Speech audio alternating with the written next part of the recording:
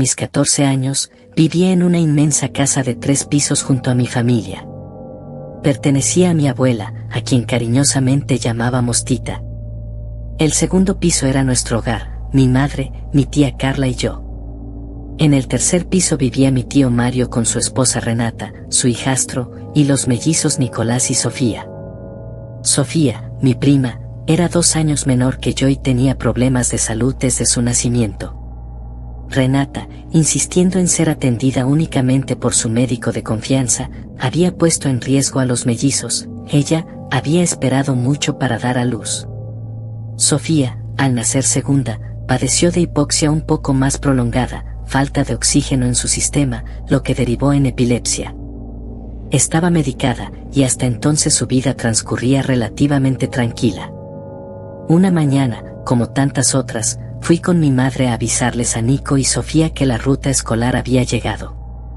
En el tercer piso, Nicolás desayunaba mientras Renata se duchaba y mi tío estaba en la cocina. Sofía seguía en su habitación. De repente, un estruendo cortó el aire, vidrio rompiéndose. Mi madre corrió hacia la habitación de Sofía, pensando que estaba convulsionando. Pero antes de que pudiera entrar, mi prima salió corriendo, con un trozo de vidrio ensangrentado en la mano. Un líquido rojo goteaba detrás de ella, formando un rastro con cada paso que daba. Renata, la madre de los mellizos, gritó. Los adultos la alcanzaron en el baño. Yo no vi lo que pasó, solo escuché los gritos y el caos. Mi madre me pidió que bajara a Nicolás al bus y que me fuera de allí. Claramente obedecí a mi madre, en ese momento era yo la figura mayor o protectora de Nico. Cuando regresé esa tarde, mi tía Carla me contó la verdad. Sofía había roto un espejo y tomado un fragmento para atacar a su madre. Ella había tomado un trozo de vidrio en su mano y lo había presionado tan fuerte que se había cortado a sí misma. Todo para atacar a su madre.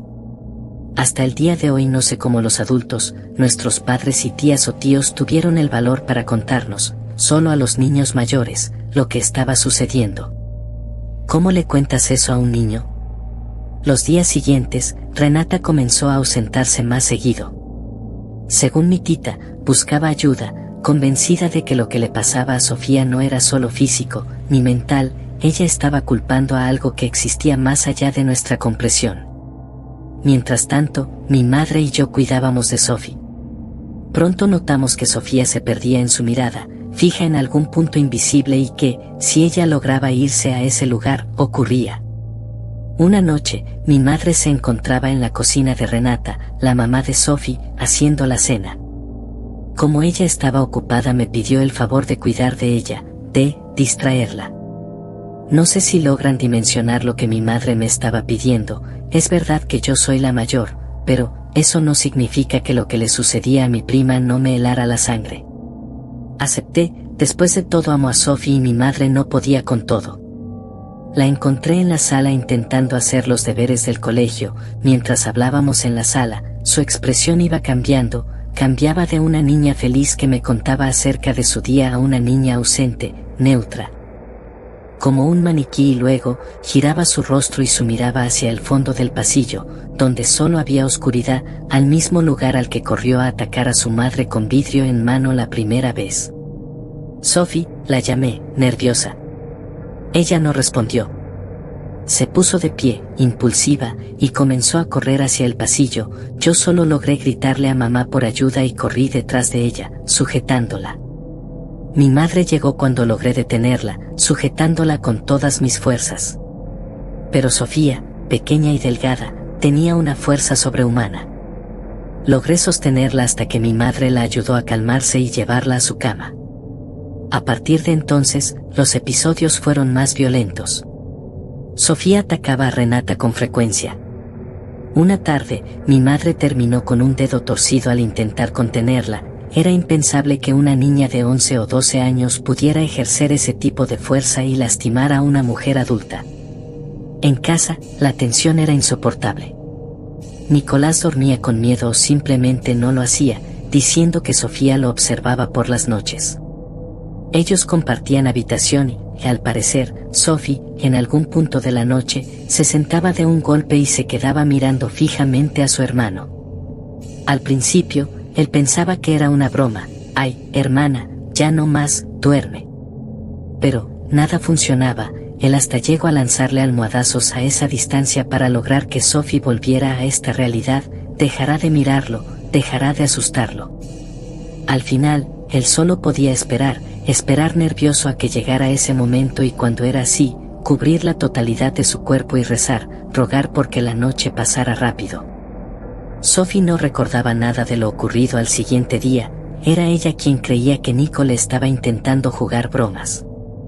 Renata le pidió que no le comentara nada a su hermana para evitar empeorar su estado. La situación llegó al límite una noche. Escuché un ruido cerca de la entrada de nuestro piso. Recuerden que yo vivía junto a mi tita, mi madre y mi tía Carla en el segundo piso, mientras que Renata y su familia vivían en el tercer piso. Mi habitación era la que quedaba más cerca de la puerta de entrada. Supongo que por eso fui yo quien notó aquel ruido. Salí de mi habitación y me acerqué en silencio a la entrada. Tal vez había escuchado mal. «Lala, ¿puedes abrir la puerta?». Era Sofía.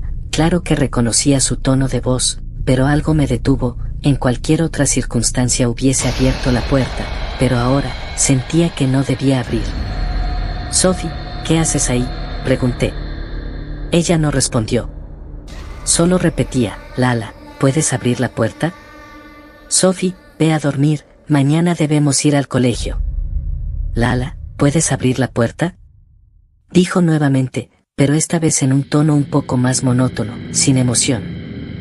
Pensé que algo estaba mal con Sophie, así que decidí ir por mi madre. Ella sabría qué hacer. Al volver, mi madre abrió la puerta conmigo detrás de ella mirando sobre su hombro. Yo tenía mucho miedo, más que miedo era desconfianza. No había nadie. El pasillo que conectaba nuestra puerta de entrada con la escalera para subir al tercer piso era oscuro, pero se alcanzaba a vislumbrar algo. Mi madre no lo notó. Me dijo que me fuera a dormir ya y se marchó. En ese momento pensé que tal vez yo estaba imaginando cosas, pero había algo en la oscuridad. Yo podía ver algo al fondo del pasillo y justo al lado de la escalera. Entrecerré mis ojos y me acerqué un poco a la cosa.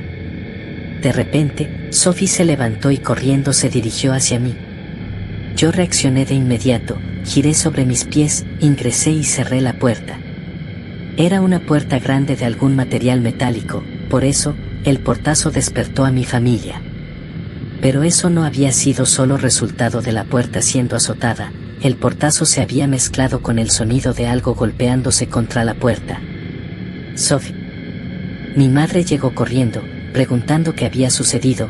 Como pude le dije lo había visto. Mi madre le pidió a mi tía Carla que llamara a Renata o a Mario para avisar lo que había pasado con Sophie. Mi madre quería abrir la puerta, pero yo estaba muy asustada. Yo no quería que abriera esa puerta, no era bueno que lo hiciera. Me aferré a mi madre con miedo, mientras ella se acercaba a la puerta. Al abrirla no había nada. ¿Cómo era posible? Con ese golpe lo mínimo que yo esperaba era que Sophie estuviera tirada en el suelo, inconsciente. Luego, llegó mi tía Carla. Renata y mi tío Mario habían hablado con ella. Sophie estaba dormida en su cama. Según ellos no había salido de la habitación desde que se quedó dormida. Mi tía me miró con desaprobación, pero mi madre sabía, ella sabía que yo no mentía. Tal vez estaba un poco confundida, pero yo no mentía, algo estaba pasando. Al día siguiente, mientras mi madre le contaba a Renata lo que había sucedido, Renata le confesó algo que le había estado sucediendo incluso un poco antes del primer incidente de Sophie. Ella, Renata, despertaba con moretones y rasguños que no podía explicar. Eso, más los ataques violentos de Sophie, la llevó a tomar la decisión de acudir a la iglesia del barrio. Ese era el lugar al que había estado acudiendo todos los días, casi todas las tardes hasta entrada la noche. Yo pensé en ese momento que no debía ser verdad. Si fuera así, Sophie ya debería estar bien, ¿no? No sé qué me impulsó a seguir a Renata una de esas tardes. Mi madre me había enviado a comprar algunas cosas para la cena y yo me desvié un poco.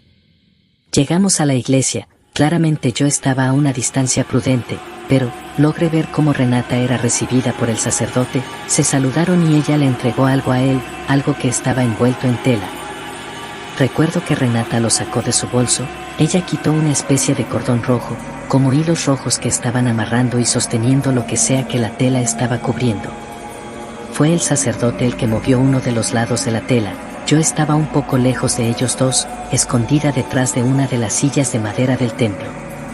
Sin embargo, alcancé a ver algo que parecía un mechón de cabello. Justo en el centro de la tela, había un mechón de cabello.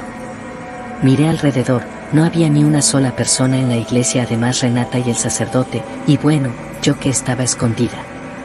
Cuando regresé la mirada vi como el sacerdote dirigía a Renata hacia el interior de algo. Había una puerta en donde se supone que se guardaban las cosas de la iglesia, ¿no? Bueno, pues yo supuse que estaban entrando a ese lugar. Decidí esperar un poco, pero no salieron en los próximos 10 minutos y yo debía regresar a casa con el mercado para la cena. No le comenté nada de lo que vi a mi madre, no lo vi apropiado. ¿Y si ella me regañaba por espiar al sacerdote? Supongo que entre todos los adultos de la familia decidieron llevar al sacerdote a casa. Ellos se reunieron alrededor y le contaron lo que había estado sucediendo en nuestra familia. Mientras tanto, yo debía vigilar a todos mis primitos. Algunos estaban jugando y Alex hablaba con Sophie de no sé qué cosa. Mi mente estaba dividida entre mis labores y mi curiosidad por la conversación que estaban teniendo los adultos con el sacerdote en la sala de nuestro piso, el segundo piso. No sé en qué momento Sophie caminó a mi lado y se dirigió a la sala donde se llevaba a cabo la reunión. Solo sé que cuando volví mi mirada al lugar donde Alex y Sophie estaban, ella se había ido. Alex solo señaló la puerta por la que Sophie se había ido y yo corrí detrás de ella. Sophie apareció en la sala mientras el sacerdote realizaba una bendición. Solo pude ver la expresión de terror y sorpresa que tenían la mayoría de los adultos al ver el rostro de Sophie. Yo estaba detrás de ella, así que no fui testigo, pero, al parecer, ella tenía sus ojos en blanco, como si su iris estuviese ubicado en la parte interna del ojo, como si estos hubiesen girado hacia adentro. Luego, cayó al suelo, convulsionando como nunca antes. Lo que salió de su boca no era su voz, sino algo gutural, inhumano. Mi madre y Renata intentaron contener las convulsiones de Sophie. Mi tía Carla tenía el teléfono en mano mientras llamaba a emergencias. Mi tío Mario, padre de Sophie, solo estaba ahí, como hecho de piedra, mirando todo el caos que se desarrollaba. Yo corrí donde mi tita, para ayudarla a regresar a su habitación, y de allí salí con tener a mis primitos. No sabía qué demonios estaba sucediendo. El sacerdote continuó rezando, como si eso fuera a ayudar. Pensé preocupada y enojada con el comportamiento del sacerdote. Agotado, el padre de la iglesia, el mismo que había recibido el mechón de cabello, declaró que el mal que atormentaba a Sophie tenía un origen de sangre, y, entonces, miró a Renata. Ella solo atinó a bajar la mirada y rompió en llanto. No sé si todos entendieron lo que yo, pero para mí, Renata había hecho algo que involucraba a Sophie, algo que tenía que ver con lo que yo había presenciado aquella tarde en la iglesia, pero no dije nada. Desde ese día, todo cambió en nuestra familia. Sofía fue llevada a especialistas y continuó con visitas espirituales, pero nunca volvió a ser la misma. Aunque ya no sufría los ataques violentos, había algo en ella que se había apagado, perdido. Ellos decidieron irse a vivir a un apartamento lejos de la casa familiar. Con el paso del tiempo todos lo hicimos. Con los años, el recuerdo de aquellos episodios quedó enterrado, pero nunca desapareció del todo. Hace poco, hablando con mi madre y mi tía Carla, decidí traer el tema de vuelta. Algo en mi interior me decía que no sabía toda la verdad. Ellas intercambiaron una mirada nerviosa antes de asentir, como si hubieran esperado este momento durante mucho tiempo. Es hora de que lo sepas, dijo mi madre, con un tono solemne. Lo que siguió me dejó sin aliento.